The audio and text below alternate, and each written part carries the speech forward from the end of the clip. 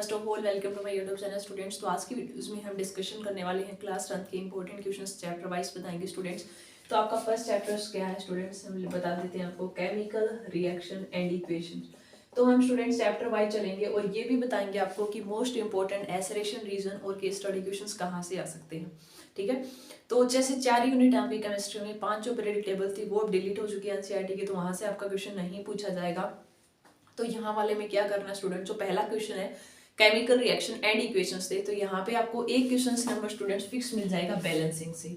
तो बैलेंसिंग का कंसेप्ट काफी अच्छे से आना चाहिए। और अगर किसी स्टूडेंट्स को ये चैप्टर अभी भी नहीं आता है तो स्टूडेंट्स इसकी हमने वीडियोस डाल रखी हैं, 2 वीडियोस में हमने कंप्लीट चैप्टर कवर कर लिया। तो 10 से अगर 15 वीडियोस देख लेते हो तो केमिस्ट्री का सारा सिलेबस हो जाएगा 10th क्लास का। और उन सभी चैप्टर्स के साथ में एक वीडियोस आपको एनसीईआरटी के सारे क्वेश्चंस के सॉल्यूशंस की डाल रखी है, क्योंकि स्टूडेंट्स एनसीईआरटी के क्वेश्चंस काफी इंपॉर्टेंट होते हैं, टू द पॉइंट डायरेक्ट ही आ जाते हैं, स्टेटमेंट भी चेंज नहीं होती है कई बार। तो वो आपको अच्छे से कर लेने चैप्टर्स। पहले आपके एनसीईआरटी क्वेश्चन हो जाते हैं, बाद में आप पीवाईक्यू या कोई एग्जाम नोट्स प्रीफर करें। एनसीईआरटी के क्वेश्चंस मस्ट होते हैं आपको करने, वो आप अच्छे से कर लेते हो तो इतनी प्रॉब्लम फेस नहीं करनी पड़ेगी आपको। तो स्टूडेंट्स पहला जो चैप्टर आपका केमिकल रिएक्शन एंड इक्वेशंस, तो उसमें पहला क्वेश्चन आता है बैलेंसिंग से। तो बैलेंसिंग में आपको क्या होगा, आइटम बैलेंस करने हैं, वो हमने ट्रिक्स बता रखी है आपको। फिर स्टूडेंट्स एक क्वेश्चन फिक्स मिलेगा आपको किससे, टाइप्स ऑफ केमिकल रिएक्शन से। किससे क्वेश्चन मिलेगा students, type of chemical reactions. Chemical reaction students अलग अलग टाइप की होती हैं, लाइक वो कॉम्बिनेशन भी हो सकती है स्टूडेंट्स, डीकम्पोजिशन भी हो सकती है, डबल डिस्प्लेसमेंट भी हो सकती है। ठीक है, combination, decomposition, displacement, double displacement, 4 type तो स्टूडेंट्स ये करनी है। एक ऑक्सीडेशन रिएक्शन क्या होती है, रिडक्शन क्या होती है और रिडॉक्स रिएक्शंस क्या है। इन सभी का भी स्टूडेंट्स आपसे पूछ सकते हैं कि ऑक्सीडेशन बताइए, रिडक्शन बताइए, रिडॉक्स रिएक्शंस क्या है। वो आपको अच्छे से कर लेनी है क्लास 10th के पहले वाले चैप्टर से। फिर इसमें एक इक्वेशन आपका कोरोजन और रेंसिडिटी से। कोरोजन क्या होता है, कैसे आप रोकोगे, क्या उसका जर्नल फार्मूलाज है, कैसे आप स्टेप्स कर सकते हो, प्रिवेंशन स्टेप्स आपने देखे होंगे, आर्टिफिशियल बैरियर प्रोटेक्शन कर सकते हैं, पेंट कर सकते हो, गैल्वेनाइजेशन, जिंक के लेयर चढ़ा सकते हैं, तो ये क्वेश्चंस बन सकते हैं। ऐसे ही रेंसिडिटी क्या होती है, किस में लगती है, नाइट्रोजन गैस को चिप्स के पैकेट में क्यों भरा जाता है, एंटीऑक्सीडेंट क्या है। तो 1 मार्क्स के क्वेश्चन इस टाइप से आपसे पूछ सकता है। अगर जिस रिएक्शंस में दोनों हो रही हो, रिडॉक्स, और इसमें स्टूडेंट्स 2 स्पेशल टाइप की रिएक्शन, एक्सोथर्मिक और एंडोथर्मिक। तो 2 रिएक्शंस और होती है स्टूडेंट्स, एक्सोथर्मिक होती है जहां पे हीट इवोल्व हो रही हो, और एंडो होती है जहां पे हीट एब्जॉर्ब हो रही हो। तो एक्सोथर्मिक भी होता है, एंडोथर्मिक भी, इनकी एक रिएक्शंस आपको दो एटलीस्ट पता होना चाहिए। तो इतना कंटेंट अगर आप ये पता लगा लेते हो चैप्टर 1 से, तो आपका काम हो जाएगा। बैलेंसिंग वाले कंसेप्ट अच्छे से देखना है, टाइप्स ऑफ केमिकल रिएक्शंस देखना है, ऑक्सीडेशन, रिडक्शन, रिडॉक्स देखना है, exothermic, endothermic, corrosion, rancidity, all questions अच्छे से कर लेने स्टूडेंट्स। हमने चैप्टर्स करवा रखा है विद एनसीईआरटी प्रॉब्लम सॉल्यूशंस, तो आप वो वॉच कर सकते हो अभी तक जिस स्टूडेंट्स को प्रॉब्लम है। स्क्रीनशॉट कोई लेना चाहता है स्टूडेंट्स तो वो ले सकते हो। उसके बाद हम स्टार्ट करने वाले हैं अपना दूसरा। तो स्टूडेंट्स अब दूसरे में देखिए आपको क्या करना है। ये तो था स्टूडेंट्स आपका पहला चैप्टर क्लास 10th का। उसके बाद स्टूडेंट्स दूसरा चैप्टर है आपका एसिड बेस एंड साल्ट। क्या नाम है स्टूडेंट्स दूसरे चैप्टर का, एसिड बेस एंड साल्ट। तो इस वाले चैप्टर्स में क्या करना है स्टूडेंट्स, आपको एसिड में बेस में डिफरेंशिएट करनी है कि एसिड और बेस में क्या अंतर है आपका, पीएच के अकॉर्डिंग कैसे करोगे, आप सिंपल लिटमस पेपर के अकॉर्डिंग कैसे करोगे, इंडिकेटर क्या होते हैं, फिनोल्फथालीन, मिथाइल ऑरेंज, उनके बेस पे। ठीक है, ये पूछ सकते हैं। बाद में इनके रिएक्शन पूछ सकते हैं आपसे। 1 मार्क्स का क्वेश्चन आ सकता है यहाँ से, एसिडिक साल्ट बताइए क्या है, बेसिक साल्ट बताइए, न्यूट्रल साल्ट बताइए, और इनके एक एग्जांपल्स भी पता होना चाहिए कि एसिडिक साल्ट क्या है, बेसिक साल्ट क्या है, न्यूट्रल साल्ट क्या है। ठीक है, सभी के एग्जांपल्स भी कर लेने हैं आपको अच्छे से। एसिड बेस के डिफरेंस, फिर इनकी रिएक्शन करनी है कि अगर मेटल एसिड के साथ रिएक्शन करेगा तो साल्ट प्लस में हाइड्रोजन गैस निकलती है, कैसे आप उसको आइडेंटिफाई करोगे। हाइड्रोजन गैस को पता लगाना आप पॉप साउंड से पता लगा सकते हो। ऐसे CO2 गैस अगर रिवोल्व हो रही है, NH2 डालते हो तो एफरवेसेंस निकलती है, झाग बनते हैं आपके, तो पता लग जाता है। ठीक है, इस टाइप से आपसे फिनोल में, एसिड में टेस्ट डिस्कशन पूछ सकता है। तो ये एसिड बेस वाले में कर लोगे। फिर यहाँ पे एक और मार्क्स के क्वेश्चन आ सकते हैं, एसिड रेन बताइए। ये आपने देखा होगा कई लोग होते हैं जिनके टीथ जल्दी खराब हो जाते हैं, तो क्या होता है, उनकी माउथ की पीएच का मान किसकी वजह से होता है, दांतों में क्या होता है। ठीक है, ये इस टाइप्स के जनरल क्वेश्चंस पूछ सकते हैं। रेसिडेंस के बारे में एक और मार्क्स में पूछ लिया, या अपने नॉर्मल जो बॉडी है उसका पीएच कितना होता है, एसिड की वैल्यू, बेस क्या है, न्यूट्रल क्या है। ठीक है, फिर अपने इसमें 1-2 क्वेश्चंस काफी फेमस है, जैसे मिल्कमैन होते हैं जो दूधी होते हैं, जो दूध देते हैं हमें, तो वो कई बार जैसे ज्यादा दूर तक उनको पहुंचाना होता है तो क्या कर लेते हैं, उसमें बेकिंग सोडा मिला देते हैं। तो इससे दूध फटता नहीं है। क्यों मिला जाता है इसका क्वेश्चन पता होना स्टूडेंट, क्योंकि दूध का जो फ्रेश मिल्क है हम बात करें तो वो स्लाइटली क्या होता है आपका एसिडिक बोलोगे या बेसिक, जैसे हम 6.8 बोल सकते हैं, 6.4 इतना मिलता है आपको सन से। अब उसमें थोड़ा सा अगर आपने बेस मिला दिया, बेकिंग सोडा मिला दिया, तो बेस से उसकी पीएच वैल्यू बढ़ गई। अब आपको पता है कि एसिड खट्टा मतलब आपका दूध फट रहा है या खट्टा हो रहा है, या तो खट्टा होगा इसका मतलब एसिडिक, उसकी पीएच वैल्यू घटानी पड़ेगी। अब आपने अगर बेस बढ़ा दिया, मान लो पीएच 7.5 तक हो गई, तो पहले 7.5 से 7 आएगी, फिर डिक्रीज होगी तो एसिडिक होगा।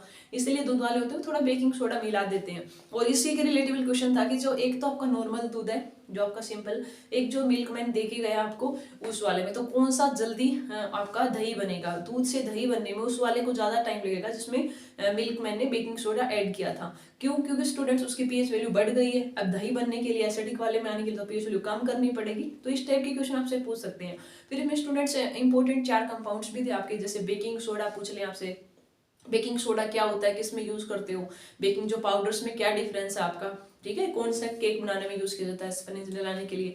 प्लास्टो पेरिस क्या होता है स्टूडेंट्स, उनका फार्मूला पूछ ले, प्लास्टो पेरिस का क्या होता है CaSO4 ½ जिप्सम का पूछ ले students, calcium sulphate 2H2O। Gypsum एक हार्ड सब्सटेंस होता है व्हाइट, जिसमें 2 मॉलिक्यूल होते हैं पानी के, ठीक है। ये आपसे किसका पूछ सकते हैं यहाँ पे प्लास्टो पेरिस का, जिप्सम का पूछ सकते हैं आपसे कि क्यों जिप्सम को पानी से, प्लास्टो पेरिस को है ना मॉइस्चर प्रूफ वाले कंटेनर में रखा जाता है, पानी के कांटेक्ट में आने पे जिप्सम बन जाएगा, अपने को कोई काम का नहीं रहेगा।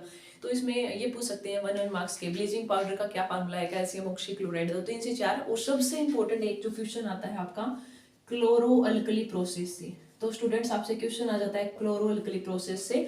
यहाँ पे आप क्या करते हो, NaCl में जब आप पानी डालते हो तो यहाँ पे बेस जो बना था और यहाँ पे 2 गैस बाहर निकली थी H2 और Cl2, ठीक है। तो इलेक्ट्रोलाइसिस करते हैं तब कैथोड पे कौन जाएगा, एनोड पे H2 गैस, Cl2 गैस के क्या क्या यूज है, कौन से क्या टर्मिनल पे। तो क्लोरो अल्कली प्रोसेस आपको अच्छे से आना चाहिए स्टूडेंट्स। यही इसके इंपॉर्टेंट क्वेश्चन है जहां से आ सकते हैं। तो वो आपसे क्वेश्चंस पीएच वाले का यूज करके ऐसा रिएक्शन रीजन पूछ सकता है, बेकिंग सोडा उन वाले से जर्नल पूछ सकता है आपसे, ठीक है। क्लोरो अल्कली प्रोसेस में कैथोड एनोड पे कौन जाता है, क्या क्या उनके यूज है, तो काफी इंपॉर्टेंट है ये। उसके बाद स्टूडेंट्स अगर हम आपको बताएं थर्ड यूनिट का कंटेंट्स, तो थर्ड यूनिट में आपको क्या आना चाहिए, तो थर्ड यूनिट में स्टूडेंट्स आपका मेटल एंड नॉन मेटल। तो थर्ड यूनिट में है स्टूडेंट्स आपका मेटल एंड नॉन मेटल। तो स्टूडेंट्स मेटल और नॉन मेटल में क्या क्या इंपॉर्टेंट है, एक तो आपको डिफरेंस बहुत अच्छे से कर लेना है फिजिकल प्रॉपर्टीज के बेस पे और केमिकल के बेस पे, कि जैसे मेटल नॉन मेटल में आप डिफरेंस कर रहे हो तो फिजिकल तो देखकर आप बता रहे हो कि कैसे अपीयरेंस है, सॉलिड है, लिक्विड है, ये आपके हार्ड हैं, सॉफ्ट है, इलेक्ट्रिसिटी को कंडक्ट करेंगे या नहीं, मेलेबिलिटी डक्टिलिटी वाले प्रॉपर्टी सोनोरस नेचर की है या नहीं, जो जनरल थिंग्स है वो फिजिकल प्रॉपर्टीज के बेस पे। अगर हम केमिकल प्रॉपर्टीज के बेस में करें स्टूडेंट्स तो वहाँ रिएक्शन बेस पे बताओगे कि अगर एसिड को आपने किसी मेटल में मिलाया तो क्या होगा, बेस को मिलाया तो उसमें 3 से 4 पॉइंट तो आपको एटलीस्ट लिखने पड़ेंगे अगर 3 मार्क्स में क्वेश्चन आता है तो ये क्वेश्चन आपसे पूछ सकते हैं। फिर इसमें रिएक्शन आई थी कि एसिड को मेटल में मिलाया आपने, और इस चैप्टर में आपने स्टूडेंट्स मेटल नॉन मेटल वाले में ये भी सीखा था कि जो जनरल कंसेप्ट एक मार्क्स के मेलेबिलिटी क्या होती है, डक्टिलिटी से पूछ लिया, कौन अच्छा कंडक्टर होता है, कौन पुअर कंडक्टर है, किसकी डेंसिटी हाई होती है, नॉर्मल वाले क्वेश्चंस पूछेंगे। फिर यहाँ पे स्टूडेंट सबसे इंपॉर्टेंट एक ये था कि जैसे इस चैप्टर्स में आपने एक रिएक्टिविटी सीरीज देखी थी जिसमें मेटल्स को हमने अरेंज कर रखा था अकॉर्डिंग उनकी रिएक्टिविटी, भाई सबसे ज्यादा ऊपर रखी थी जैसे लिथियम सोडियम पोटेशियम, फिर बीच वाली थी, फिर सबसे कम वाली थी गोल्ड प्लेटिनम, लाइक दैट। तो उनको इसमें एक मार्क्स के आए हुए हैं, मिनरल क्या होता है, और क्या होता है, गैंग क्या होता है, ठीक है। तो आपके पास मान लो जो मेटल्स जिनकी रिएक्टिविटी बहुत ज्यादा है वो है, एक जिनकी बहुत कम है, एक जो बीच वाले हैं, तो वो अपने नॉर्मल अर्थ क्रस्टेज एज मिनरल फॉर्म में लिखती हैं, तो उनके साथ में इंप्योरिटीज होती हैं, कोई सल्फाइड और में मिलती है, कोई ऑक्साइड या सिंपल। तो हमने आपको बताया था कि जिन मेटल्स की रिएक्टिविटी हाई होती है उनको इलेक्ट्रोलाइसिस मेथड से अलग करते हैं, ठीक है। और अगर जो बीच वाली थी उसके लिए 2 प्रोसेस देखे थे स्टूडेंट्स हमने, कैल्सिनेशन और रोस्टिंग। तो यहाँ से क्वेश्चन आ सकता है स्टूडेंट, तो आपका एक चार्ट बना होगा एनसीईआरटी में, तो वो आपको बहुत ही अच्छे से कर लेना है। कैल्सिनेशन एंड रोस्टिंग से क्वेश्चन आ सकते हैं। मान लो आपका कैल्शियम ही मेटल मान लो सपोज, या आपके पास जिंक लगा लो, जिंक कार्बोनेट में मिली तो कैल्सिनेशन में हीटिंग करते हो, फिर क्या बनता है जिंक ऑक्साइड प्लस CO2, फिर इसमें कोई रिड्यूसिंग एजेंट डालते हो तो यहाँ बन जाएगा जिंक प्लस में Cu। तो ऐसे आप रिड्यूस करवा सकते हो इनको इस रिएक्शंस में। ऐसे रोस्टिंग में सल्फाइड वाला मिलेगा आपको तो ऑक्सीजन के साथ हीटिंग करवाओगे तो जिंक हो जाएगा CO2, और फिर से इसमें कार्बन डाल के कोई अच्छा रिड्यूसिंग एजेंट डाल के आप मेटल को एक्सट्रैक्ट कर सकते हो। तो कैल्सिनेशन रोस्टिंग आपको काफी अच्छे से कर लेने हैं। कैल्सिनेशन रोस्टिंग कर लोगे, मेटल नॉन मेटल की फिजिकल और केमिकल प्रॉपर्टीज के बेस में डिफरेंस कर लेना है। इको मार्क्स के रिएक्शंस, जैसे अगर मेटल है जर्नल वाटर के साथ रिएक्शन करेंगे कि कौन मेटल है जो करती नहीं है, कौन मेटल करेंगे ऑक्साइड बनाती है, कुछ हाइड्रोक्साइड बनाती है, उनका भी हमने कंसेप्ट बताया था। जैसे सोडियम पोटेशियम इतनी सॉफ्ट होती है कि नाइफ से ही कट कर सकते हो, ठीक है। बेसिक बेसिक क्वेश्चन आ सकते हैं आपके। फिर स्टूडेंट्स लास्ट यूनिट है अपनी कार्बन एंड इट्स कंपाउंड्स, वो तो हमने बहुत अच्छे से करवाई है। आयोपैक की 2 वीडियोस डाली हमने, एक 11th क्लास वाले स्टूडेंट्स के लिए, एक 10th में ओनली 4 थे। एनसीईआरटी का कवर करवाया हमने। 11th वाले में सारे जितने फंक्शनल ग्रुप हैं उन सभी की प्रैक्टिस करवाई थी। आपको 20 मिनट की वीडियोस मिल जाएगी। तो उस चैप्टर्स में एक फिक्स क्वेश्चन, जैसे student general formula alkene, alkyne, alkyne, homologous series क्या होती है, ये करना है। फिर आपको 4 इंपॉर्टेंट थे, उसमें 2 इंपॉर्टेंट थे स्टूडेंट, इथेनॉल और इथेनोइक एसिड, वहां की प्रिपरेशंस कर लेनी है, क्या फार्मूला होता है, और एक क्वेश्चन नंबर आएगा आपका फिक्स आयुपैक से। तो ध्यान रखना है, आयुपैक आपके एनसीईआरटी में सिर्फ अल्कोहल का, कार्बोक्सिलिक एसिड, एल्डिहाइड और कीटोन चारों का ही करना है। अल्कोहल के लिए जैसे ओल यूज करते हो, एल्डिहाइड के लिए एल, कीटोन के लिए ONE, कार्बोक्सिलिक के लिए ओइक एसिड, ठीक है। तो इन चारों का डिफरेंस आयुपैक नेमिंग कर लेनी है आपको अच्छे से। एक मार्क्स में क्वेश्चन आ सकते हैं यहाँ से। और लास्ट में स्पोनिफिकेशन वाला करना है कि कैसे आप कपड़े वॉश करते हो, तो कैसे मैकेनिज्म एक्शन रहता है, सोप और डिटर्जेंट में क्या कौन अच्छा रहता है, हार्ड वाटर सॉफ्ट वाटर में क्या डिफरेंस है, कैसे पता लगाओगे कि हार्ड वाटर के साथ कौन रिएक्शन नहीं करता, हार्ड वाटर का क्या मतलब होता है, ये सारी थिंग्स हमने एक्सप्लेन करवा रखी हैं ऑलरेडी वीडियोज में, तो वहां से आप चेक कर सकते हो। तो ये था स्टूडेंट्स क्लास 10th के चारों यूनिट का ओवरऑल कंक्लूजन की इतनी थिंग्स आपको मस्ट पता ही। एक आधे टॉपिक्स हो सकते हैं, एक आधा क्वेश्चन हमसे रह गया होगा, तो कमेंट कर सकते हो जरूर, हम नेक्स्ट वीडियोस में कवर कर देंगे। या हमने कवर इसका सिलेबस कंप्लीट करवा रखा है विद एनसीईआरटी सॉल्यूशंस। टाइम लगेगा तो हम आपके लिए PYQs अरेंज करवा देंगे। क्लास 10th 12th वाले स्टूडेंट्स की भी रिक्वेस्ट आ रही थी, तो उनका भी जल्दी करने वाले। तो आपको कंटेंट अच्छा लगता है तो आप सब्सक्राइब और लाइक कर सकते हो। अगर यूजफुल कोई भी आपको प्रॉब्लम आती है तो you can comment, I will give you answer, ठीक है। तो पढ़ते रहिए स्टूडेंट्स, काफ़ी कम टाइम है, अभी बोर्ड का एग्जाम आ गए हैं आपके। Thank you, have a good day.